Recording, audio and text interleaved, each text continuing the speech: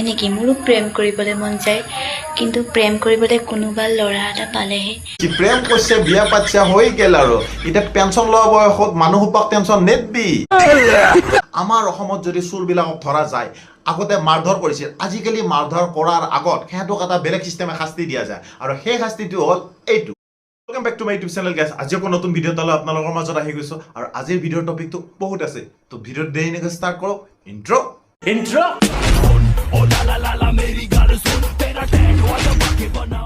প্ৰথমতে আমি এটা ভিডিঅ' চাই লওঁ। ষ্টাৰ্ট।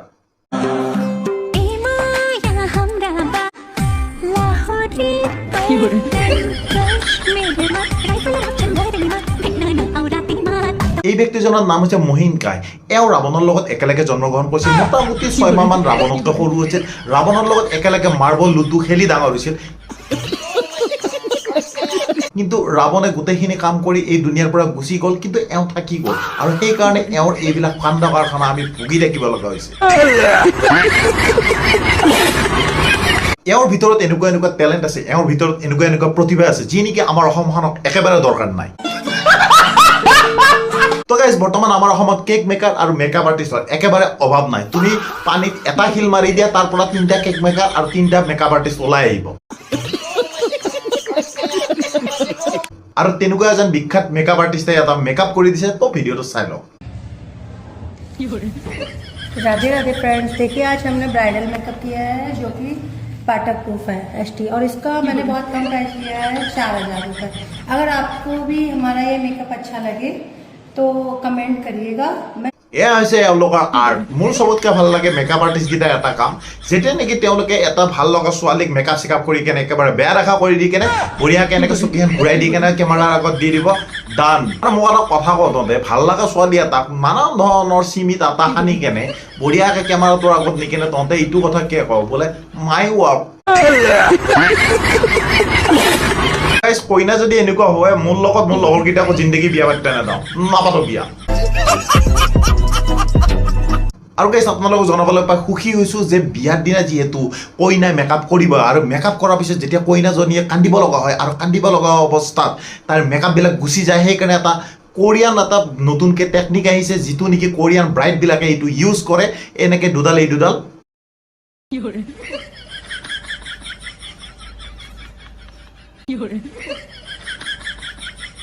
তো এনেকুৱা দুডাল তোলা লগাই থাকে, এই দুডাল দি চকু পানী আহিলে বঢ়িয়াকৈ মচি দিব পাৰি। মই বিচাৰোঁ যে আমাৰ ইণ্ডিয়াতো এই টেকনিকটো ইউজ কৰিব লাগে, তেতিয়াহ'লে আমাৰ ছোৱালীবিলাকৰ মেকআপবিলাক এনেই নাযায়।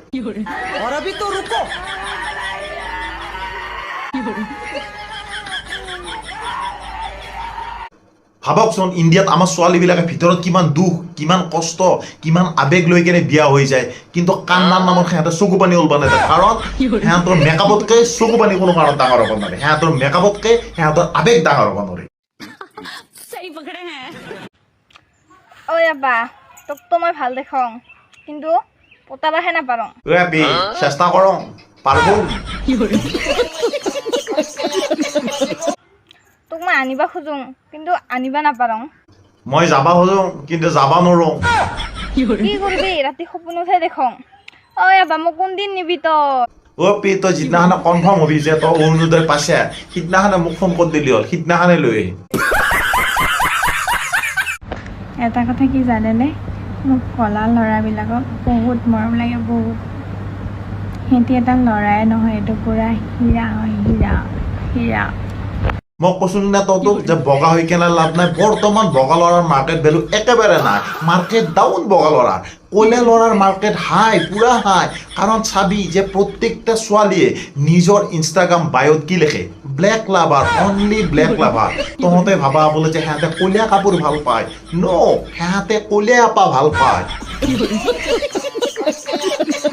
তো গাইছ, আমি নেক্সট ভিডিঅ'টো চাওঁ আমাৰ অসমৰ WWF খেলা। ষ্টাৰ্ট।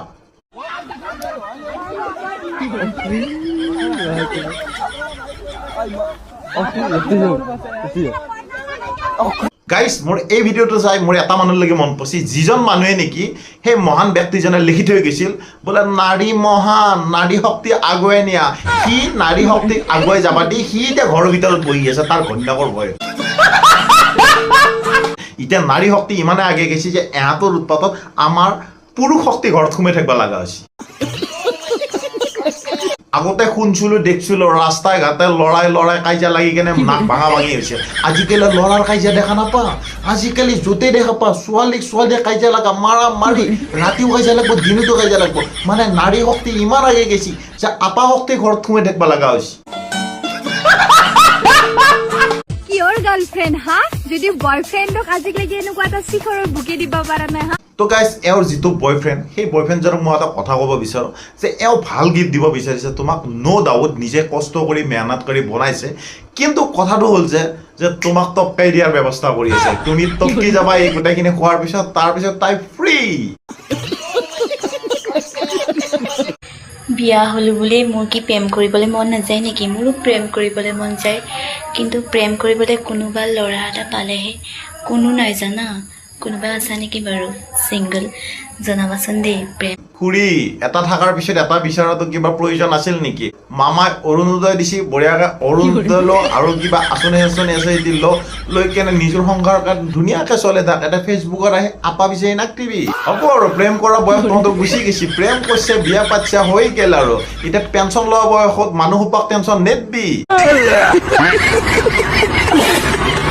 ল'ৰাবোৰক কৈছোঁ ছোৱালীটো অভাৱ হৈ গৈছে চাগে ন পৃথিৱীত সেইকাৰণেতো তোমালোকে বোৱাৰী পাছত ঘূৰি ফুৰিছা কিমান বোৱাৰী ওচৰত পোৱা না তুমি ভুল কৈছা যে বৰ্তমান সমাজত ছোৱালীৰ অভাৱ হোৱা নাই ছোৱালী এভেইলেবল আছে কিন্তু কথাটো হৈছে ল'ৰাবিলাকে য'ত বেছি এপ্লিকেশ্যন কৰি থাকিব লাগে য'ত মাষ্টাৰৰ লগত খাটি থাকিব লাগে খাটি চান্স আছে নে নাই তাৰো কনফাৰ্মেশ্যন নাই বোলে যে চাকৰিটো হ'ব নে নহ'ব য'ত নেকি ফুল কনফাৰ্মেশ্যন থাকে যে চাকৰি হ'ব তাতে এপ্লাই কৰে য'ত নেকি নোহোৱা চান্স বেছি তাত কিয় এপ্লাই কৰিব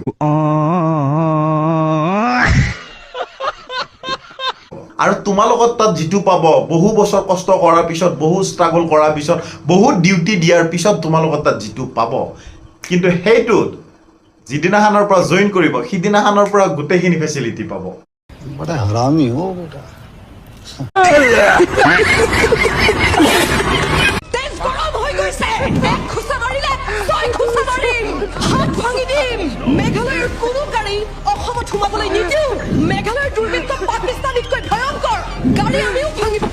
গাইজ এই ভিডিঅ'টো যদি মেঘালয় চৰকাৰে দেখা পায় তেতিয়াহ'লে মই ক'লো না সকলো সমস্যা সমাধান হৈ যাব কোনো ধৰণৰ বেলেগ ডিছকাশ্যন নাই মেঘালয়ত টোটেল মানুহ ভয়ত কবি থাকিব কোনো মানুহে আৰু আজিৰ পৰা আমাৰ অসমৰ গাড়ীত হাত নেদব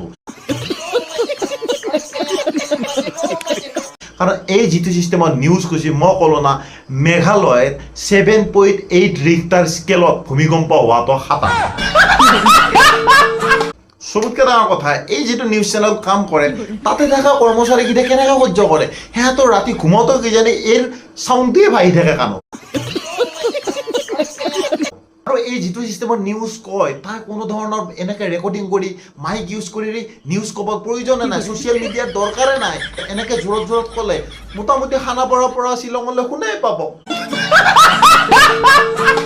তো গাইজ আমাৰ অসমত নতুন টেলেণ্ট আহি থাকে নতুন চিষ্টেম আহি থাকে নতুন বস্তু ইনভেণ্ট হৈ থাকে তো আমাৰ অসমত আৰু এটা নতুন চিষ্টেম আহিছে আৰু সেই চিষ্টেমটো হ'ল আমাৰ অসমত যদি চোৰবিলাকক ধৰা যায় আগতে মাৰধৰ কৰিছিল আজিকালি মাৰধৰ কৰাৰ আগত সিহঁতক এটা বেলেগ চিষ্টেমে শাস্তি দিয়া যায় আৰু সেই শাস্তিটো হ'ল এইটো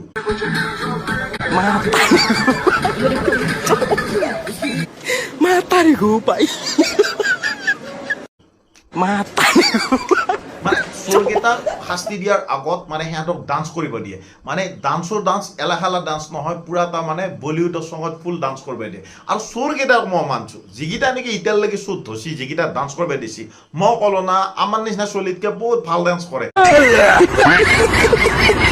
আৰু মোৰ হিচাপত ইহঁতৰ টেলেণ্টখিনি চাই ইহঁতক জেলত নিয়াৰ আগত ইণ্ডিয়াৰ গড টেলেণ্টত লৈ যাব লাগে নহ'লে ডান্স ইণ্ডিয়া ডান্সত লৈ যাব লাগে তো গাইজ ভিডিঅ'টো বেছি দীঘল নকৰিলে যদি ভিডিঅ'টো ভাল লাগিছে এটা লাইক কৰিবা চেনেলটো ছাবস্ক্ৰাইব কৰি দিবা আৰু কমেণ্ট এটা দি দিবা অ'কে বাই বাই জয় জুবিন দা